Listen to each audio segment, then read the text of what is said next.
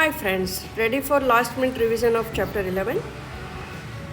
Let's have a quick view. Main points of this chapter is to understand wave nature and particle nature of a light ray, photoelectric effect, wave theory explanation by Davison-Kerman experiment, and Einstein photoelectric equation and de Broglie wavelength. These are the main points of this chapter. And to understand all these points, you must have clear idea about incident light and emitted electrons. So let's have a look. When any particular frequency of light falls on metal surface, valence electron try to come out of that surface, and that electron generates currents also, and that current depends upon the frequency of light or intensity of light or emitter material's nature.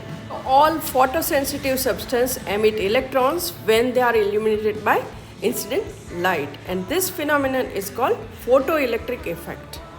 And we can study that effect by varying intensity, frequency and nature of emitter. And we can study number of photoelectrons emitted per second. So this graph will be linear graph. When we increase intensity of light, means intensity of light increased, current will be increased. And the same is true for frequency of light. You must notice that electron emission takes place when we apply heat energy or apply electrical field, or when we irradiate metal surface with particular frequency of light. So when we apply heat energy, that type of electron emission is known as thermionic electron emission. When we apply electric field, that type of emission is called field emission. And when we irradiate metal surface with particular frequency of light, that type of emission is known as photoelectric emission.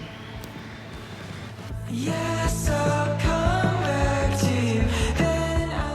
photoelectric current depends on light intensity, potential difference between two electrodes and nature of emitter plate.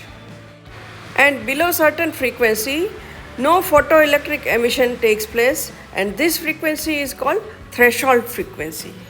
And different metal responds to different frequency when we irradiate it with particular frequency of light. Photoelectric phenomenon is also based on energy conservation law.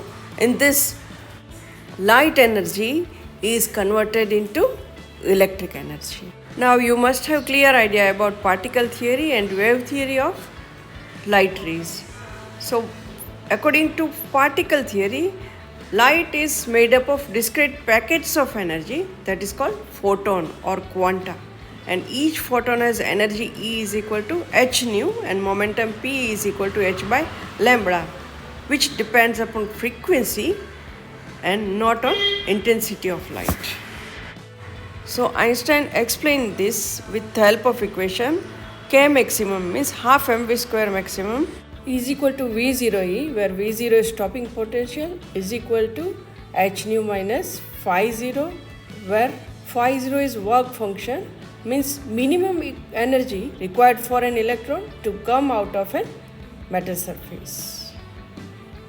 In particle theory, photoelectric effect can easily be explained with the help of photon absorption by electron.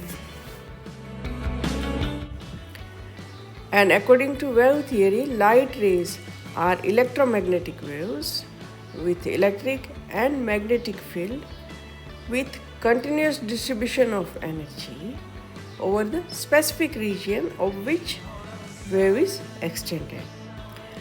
And it explains phenomena like diffraction, polarization and interference. But this theory failed to explain photoelectric effect. But the radiation has dual nature, wave nature and particle nature, and this was clearly established with the help of de Broglie's experiment. And in de Broglie's experiment, waves are associated with moving particles, and that waves are called matter waves or de Broglie waves. Thomson and Davidson explained wave nature of light rays And de Broglie and Bohr explain particle nature of light waves. Davis and Germer experiment, wave theory is explained.